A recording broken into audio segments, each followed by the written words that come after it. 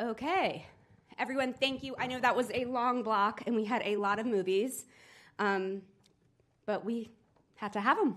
So I would like to announce the filmmakers from every film who is here to come down and introduce yourself and the name of your movie and what your role was, and then grab a seat. Come on down. Guys, start coming down. Hi, I'm Carrie Lederer. My film was Wild Horses at the Door. I was the producer, director, cinematographer, and editor. Hi, everyone. I'm Ripon Cinder. I'm the writer, director, and producer of Flight 182.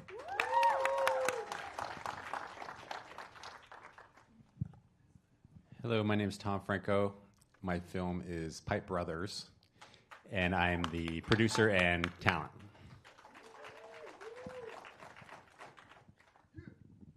Hi, my name is KD Kirandeep. I'm the writer-director of 37 North. My name is D'Angelo D'Lo Lewis. I'm the director and co-producer of Frames of Freedom, the San Quentin Film Festival. All right, so one more call. All the filmmakers from all the films are here, correct? No, actually, only he was here. He was here? Yeah. Well, we are running over.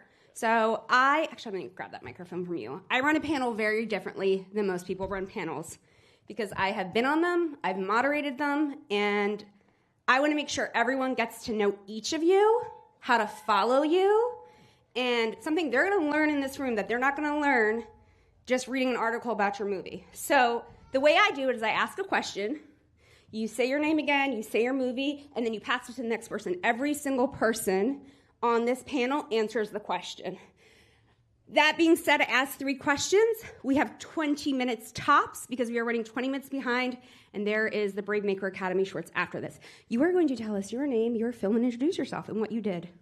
Oh, sure. My name is Uni Rav, and I did Gray Skies. Wonderful. Yeah. No, you missed everybody already coming down. You're late. Oh, yeah. Yeah. I had to. Kiddo's here. You can join. So to start, my name is Sarah Mahazabi. I am moderating this panel. I've covered many social justice issues over the years as a journalist. I've also been a filmmaker. 2 years ago, my film Trying, which I was a producer of, was in the BraveMaker Film Festival. And I was so blown away by the sense of community and spirit and the quality of films and the people from all over, the diversity, that I told Tony, because for him, Sundance is how he fell in love with film festivals. And I said, look, sir, I've been to Sundance. I've been to Tribeca. I've been to pretty much most of them. I'm 45. I've been doing this since I was 21. I'm like, there's nothing like yours.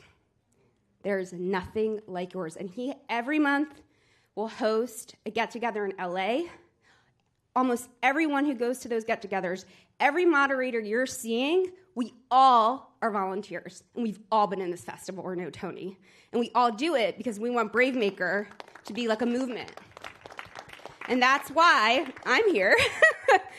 And because I really believe in this is what the filmmaking community should be. I'm a graduate of the American Film Institute. I never had anything like this. It was a school. It was great. All my friends are now doing well if they stuck around. But it's really this part of the filmmaking process. What happens once you make your movie? Then what? And it's so hard to get it even made. So the first question, and how I do it is, you will answer the question, say your name one more time, say the movie's name, what you did, answer the question, and when you're done, you hand it on. Every single person answers it. And then we start over with a new one. So. My name is Uni Rav, and I did Gray Skies, director and DP. Okay. Wait, I haven't asked you the question. The reason why I have them say their names over again is because we forget things. This is a long block. I want people not to forget your name and to remember whose movie is what. All right.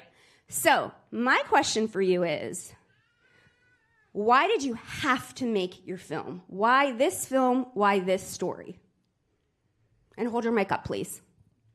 Sure. So I came across this script through a friend of mine, and she mentioned to me this is a good story, and I said, take a read on it. I love the story for sure. It has definitely had an impact on from music and then child, and I'm a new father, and that's kind of my inspiration to do this. So connection to you actually could understand those characters as well. Yeah, the characters, what a kid could go through, what music can do, and how it could heal, and Yeah, that's wonderful. Your turn. Hi, my name is Carrie Lederer. Again, my film is Wild Horses at the Door. I've been a doc filmmaker, reality, documentary series, news, producer, director, cinematographer, editor for 25 years. And someone asked me, hey, what are you proud of? And of course, there's a lot that I'm proud of, but I wanted to get back to my documentary roots. And the story came to me in a Facebook post. John Wayne Smith blogs about his life on this mesa. And I was really moved by the uplifting story of a man who went from homeless to finding purpose, who overcame addiction. Mental health is one of the most complex subjects that we can feature in a film. And so I decided, all right, I'm going to commit to telling John Wayne Smith's story. I'd also worked on the series Intervention. It's an A&E series, also about addiction, and it ends in an intervention where a family says, we don't want to love you to death. Get yourself straightened out. And then the series ends. And so I was always interested in the recovery process. And as a nature lover, I truly believe in nature connection and the transformative power of horses, how they're used for equine therapy, and all of that was in this film, as well as a very poetic, multi-dimensional character, John Wayne Smith. Thank you. I'm Ripon Cinder, and I wrote, directed, and produced Flight 182. But before I get into it, I just really want to acknowledge David Thies, who's here, who is the executive producer on the film, Harpreet Nidger, who's also here, who helped me flip the trailer home into the set, and we did it in 2.5 days. Guys, you should stand up. Let's see you. Yes, stand up, stand up. Thank you. So this film was really built from the grassroots. My background is in sociology and social advocacy. I had done, 6 films, whether it's documentaries, and I'm Punjabi, I'm Sikh, and to me it's always looking at, well, what's the universal and the specific? And I've been living with this because it was my relative on this flight, and when you look at the world, like, people either really know this story or they have no idea. And it was always really shocking to me, and I was kind of scared to tell it because it's a polarized issue. There's extremism that still exists. There's governments that don't want to hold themselves accountable.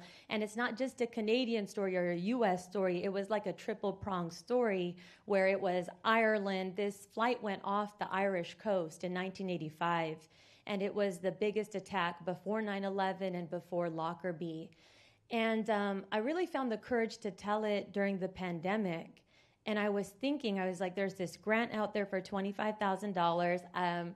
I just can't keep self-investing my own money, so I got to think smart, and I got to think fast, and I got to lean on my people. So I wrote a 10-page, very tight script, and I always knew, like, look, Ripon, I self-talk. I'm like, Ripon, it's okay. You don't have to get the control room location. You can't do, you may not be able to do this, but you got to pay people with equity, and you got to really solve this puzzle. And one of the first calls I made, I won the grant, the Julia Escow Coalition of Asian Pacific grant in the pandemic.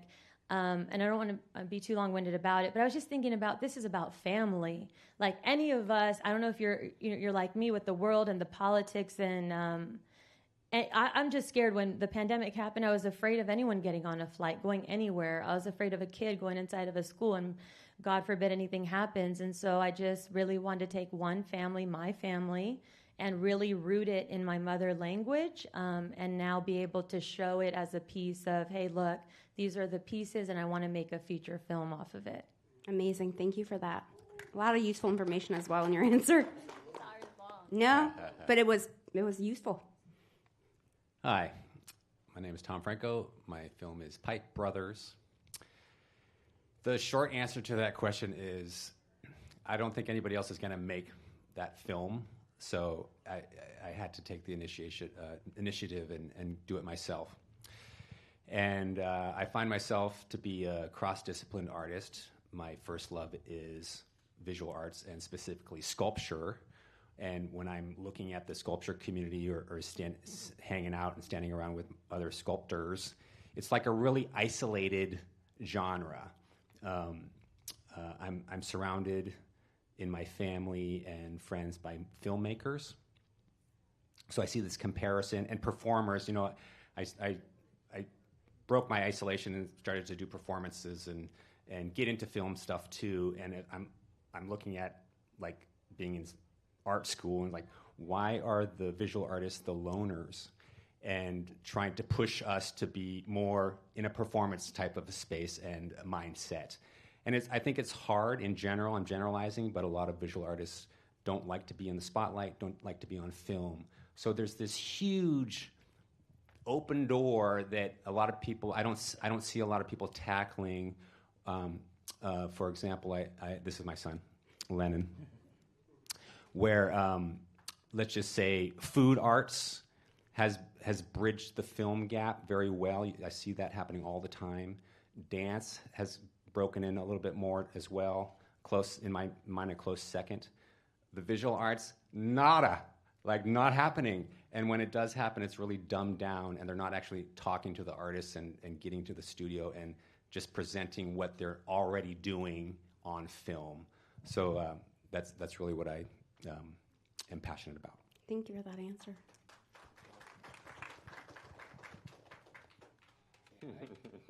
He's like, no, I just want you to look at me. I don't want to speak. Hi, my name is Kirandeep. In short, it's KD. I'm the director, writer, 37 North.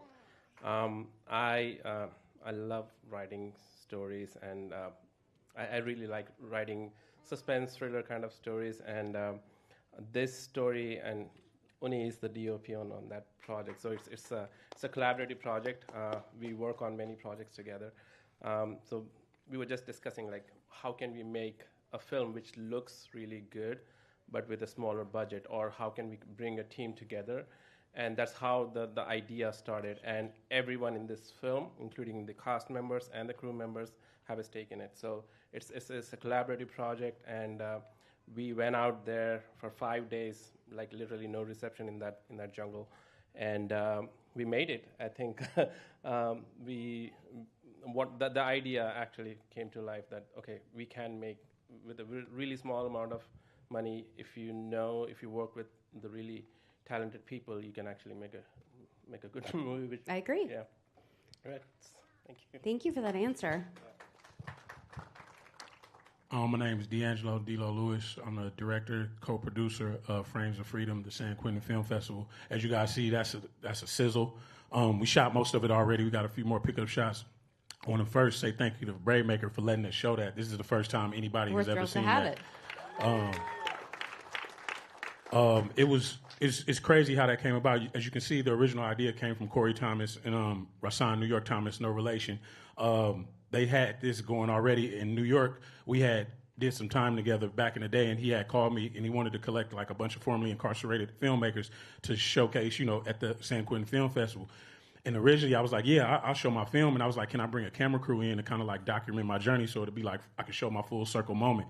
And by the time I got off that phone call, he had talked me into shooting the entire documentary for the festival. So I got set up, honestly, and it was like, all right. That's usually how the magic happens. Yeah, exactly. So we start going back and forth on how we can make this work. And the thing that really just drew me to it was not only the shared experience, some of the folks in here that was a part of it, like my boy Maul, my partner KB.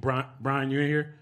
Yeah, there you go. Thank you guys. There's a couple of cats that was a part of it. So it was so much when I start like putting it together or figuring out how this is going to work, it was one-on-ones, like it never happened before. Right. And when you got something like that, you got some gold, you're like, how do I shape this and mold this into something? Because you're learning while you're creating. Yeah. Like what is this? I'm doing a documentary about a film festival that never existed before, and how do we get around the over the hurdles that come with trying to do something inside of, a state prison, San Quentin at that. Right. And my fellow producers, they were amazing about getting passes for like just getting a bunch of people in there. As you can see, we got Seinfeld in there, Kerry Washington in there, Cord Jefferson. It was people like, we have no idea who they are. I'm kidding. yeah, you guys know exactly. They're not famous whatsoever. Like I feel like community, you know, it's a communal experience, and they showed up. Like Tribeca was there. I think Hulu was there. A couple of Disney folks. Right. Like Rashawn and Corey did an amazing job by getting people in seats that needed to be there, and so much so that we actually got invited to Tribeca, like all the finalist films. Right. And they did like a special showcase for us. So and they do a beautiful job as well. Yeah. So we was I mean, this is what we kind of do it for, because you guys did the same thing. Right. Like, yes, come on. Tony especially was like, yes, share your stories. On. Let's go. Share, Tony's let's go. great at that. So I'm actually going to lead you into the second question because we only have 3 minutes. I want you to share where people can follow your film, where they can follow your community, and what platform it's on, and then hand it to the next one. And then I'm going to do one final group question that you guys are all going to be involved in answering with us. And then we're going to wrap it out for the next screening. Yeah, easy. The San Quentin Film Festival, at the San Quentin Film Festival on IG. You can find, I got some stuff on there too. It's at dlo.louis. What was the other part? That's it. Just keep passing it on. And guys, remember, after the movie, not in here, but outside, you can always connect with all the filmmakers, get the information there as well. Hi, we are on Instagram. You can find me, director.kd. We are also representing the production house, Visual Narrative Films, Carnatic Creations. Both you can just search it on Instagram. We have website. We are actually having postcards too, if you're Wonderful. interested. So yeah. Thank you. You can find my projects on Instagram as well. I'm going to give you a couple sites. One is Tom Franco. Just look up my name, Tom Franco. And then with my wife, Iris Torres, we have a film company called Firehouse Films, which is a play off of our art collective space called Firehouse Art Collective, all on Instagram. Yeah, we are in the process of building out an Oscars campaign for this film, so if you're excited about it, please follow at Flight 182 Film. Thank you. Wild Horses at the Door is on Instagram. It's also on Facebook, Wild Horses at the Door, or you can find more information on my website, carrierpigeonproductions.com. And there's a page for Wild Horses at the Door. Thank you. The company is called Visual Narrative Films. Instagram page is films.vnf, visualnarrativefilms.com. Myself, Unirav, UNNIRAV.com, and my Instagram is UniravDOP. Thank you. All right, this is the question, guys. If you were an actor in any of these films, please stand up and stay standing. What film were you in? There we go. If you were a writer, producer, crew member on any of these films, or funder, please stand up and stay standing. On any of these films. A lot of you are sitting. I'm doing a body count thing. Who else was going to keep standing? There's a reason why I'm doing this. There's 3 of you that aren't standing up, and I'm going to keep talking until you stand up and take some credit for your work. And here's why. Films are not made in an isolated bubble. They are community in its very form, and we have a very, very generous offer today by Dave Franco that he will match what we donate up to $500 from this block. So, your brother, I thought you said Dave. Yeah? Oh, Dave Thies. Sorry, guys. I'm so sorry, Dave Thies. I'm like, your brother's donating some money, sir. Oh my God. Yeah. You know what? Anybody named Dave, you're donating today, okay? That's how it's going. BraveMaker.com, and thank you for attending. You guys made such beautiful films. I wish I had more time, but we got to get in the next block. And really love the mix of documentary and drama. And I learned things I never knew from every single film. And I think everyone in this room can say that. So thank you guys for coming. BraveMaker.com. Please donate. Please have fun. And also, in these lovely booklets, there is discounts on restaurants around here. And why we want you to eat at them and go to them is we want the community to see we bring business to Redwood City. So they should sponsor us even more than they already do. And then you guys should all come back next year, either with new films or as volunteers or as speakers and moderators, so the community keeps getting bigger all around. Thank you, guys. Also, for anyone who is staying in this room, we are starting a new block called BraveMaker Academy Shorts. BraveMaker also has an academy, and they make movies year-round. So if you want to watch that, stick in. If not, head on out. We do need to clear the room, so everyone please start exiting and have the conversations in the hallway. Thank you. Not to kick you guys out, but I got to kick you all out. No worries. Yep. Sorry. Yeah.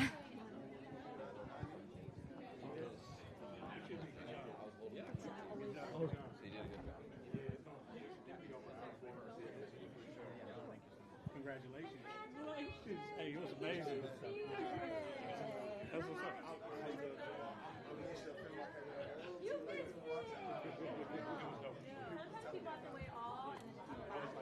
Hey, how we doing? Hey, sir. All right. Oh, thank you, man. Good job. Sonny, how you doing? I'm sorry. Guys, be careful. Yeah, turn the light Yeah, down. we got to see.